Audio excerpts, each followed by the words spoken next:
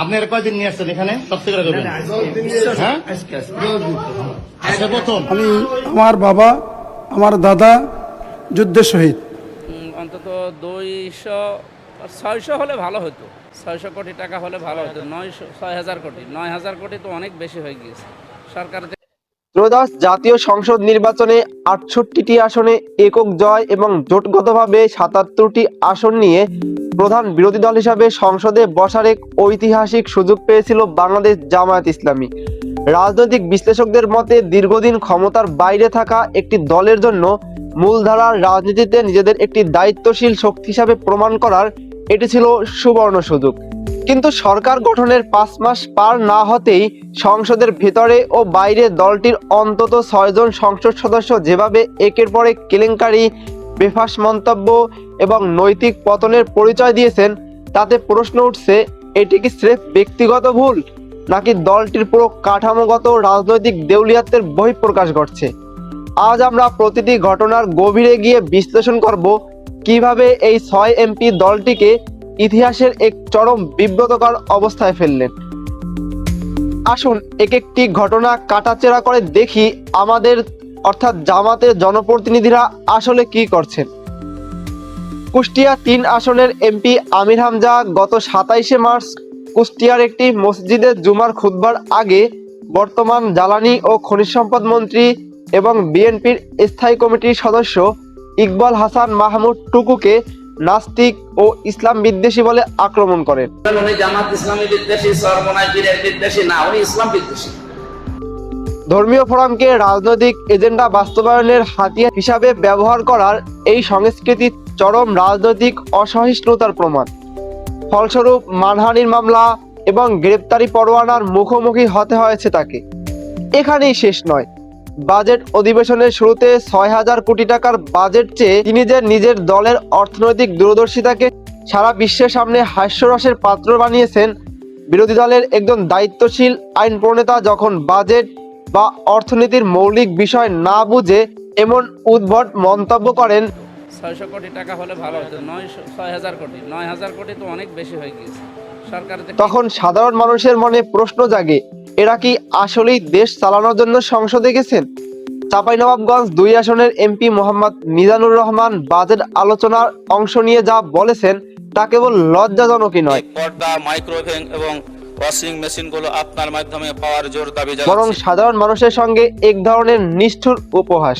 দেশের মানুষ যখন অর্থনৈতিক চাপে দিশেহারা, তখন তিনি সংসদে দাঁড়িয়ে দাবি তুললেন সংসদ সদস্যের সরকারি ফ্ল্যাটে ওয়াশিং মেশিন, মাইক্রোওভেন এবং জানালার পর্দা লাগিয়ে দেওয়ার।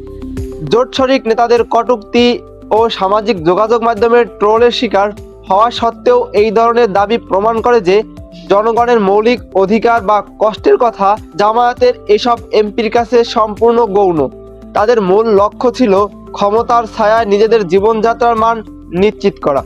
নীলফামারী ৪ আসনের এমপি আব্দুল মুন্তাকিমের বাজেট বক্তব্যটি ছিল আত্মপ্রবঞ্চনার এক চরম দৃষ্টান্ত। তিনি দাবি করেন তার বাবা দাদা শহীদ। আমি আমার বাবা আমার দাদা যুদ্ধে শহীদ। আমার আব্বারা ৭ ভাই, ৪ জন পরিবারে ৪৭ জন মুক্তিযোদ্ধা আছেন এবং তিনি নিজেও একজন জুলাই যোদ্ধা।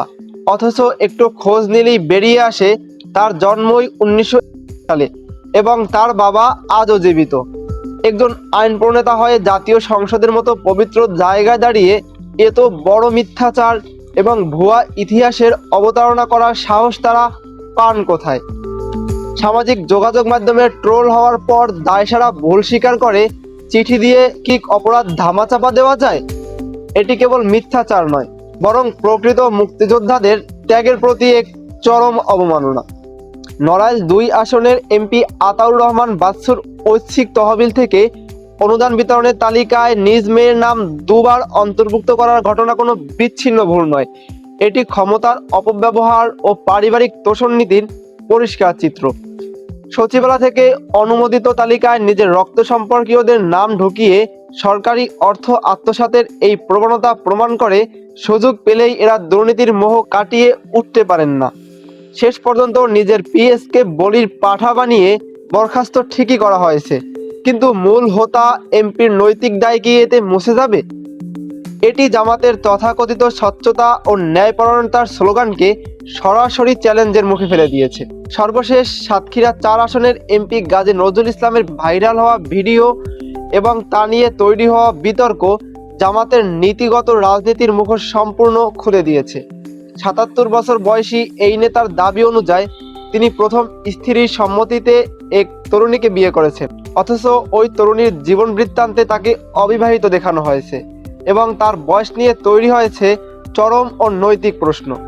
জামাত দীর্ঘদিন ধরে নিজেদের নীতিবাদ ও চরিত্রবান রাজনৈতিক শক্তি হিসাবে জাহির করে আসছিল, কিন্তু তাদেরই দলের একজন শীর্ষস্থানীয় নেতার এই ধরনের অনৈতিক কেলেঙ্কারি এবং দলের কেন্দ্রীয় নেতৃত্বের দায়সারা বিবৃতি প্রমাণ করে যে আদর্শের বুলি আর বাস্তবতার ব্যবধান হলো আকাশ পাতাল সমান।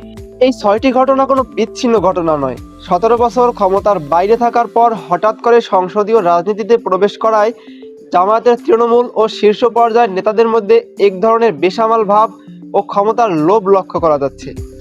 বিরোধী দলের বেঞ্চে বসে সরকারের জবাবদিহিতা নিশ্চিত করার বদলে তারা তাদের আখের গুছাতেই কি ব্যস্ত হচ্ছে?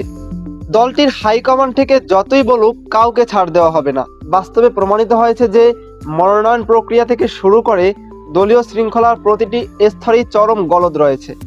জনগণের ভোটের মর্যাদা রক্ষা করতে ব্যর্থ হলে এবং এই ধরনের নৈতিক ও রাজনৈতিক দেউলিয়াত্ব চলতে থাকলে প্রধান বিরোধী দল হিসাবে জামাতের রাজনৈতিক ভবিষ্যৎ অন্ধকারের দিকেই ধাবিত হবে। আজ এ পর্যন্তই। এই বিশ্লেষণ নিয়ে আপনার মতামত কমেন্টে জানান এবং আমাদের চ্যানেলটি সাবস্ক্রাইব করে সাথেই থাকুন। Mashfiq Mannan, MT Times.